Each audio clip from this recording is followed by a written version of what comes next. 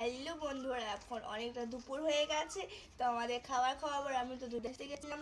হয়েছে দেখুন, এখানে মেলে রেখে এইখানে এই কটা দেখে, আর ওই সাইডে পুরো ডাব ভর্তি হয়ে গেছে। দেখুন ওই সাইডেও ডাব ভর্তি হয়ে গেছে। তো আবার ওই সাইডেও আছে। তো সব মার কাপড় কাচা হয়ে গেছে, এবার মা থাল মাজবে। তার জন্য মা বললো আমাকে মাছটা আঁশগুলো ছাড়িয়ে দিতে। আর এই যে দেখুন কত বড় মাছ এনেছে আব্বু যে আজকে সকালবেলায়। এটা পাঙ্গাস মাছ হয়তো, হ্যাঁ সিলভার মাছ, সেটা সিলভার মাছ। এই যে দেখুন কত বড় মাছ। আমি তো মাকে আগে থেকেই বলে রেখেছি যে মাথাটা খাবো আমি। তো আমি নিশ্চয়ই দেখাবো, রান্না করা দেখাবো, ফুল ব্লগটাই দেবো।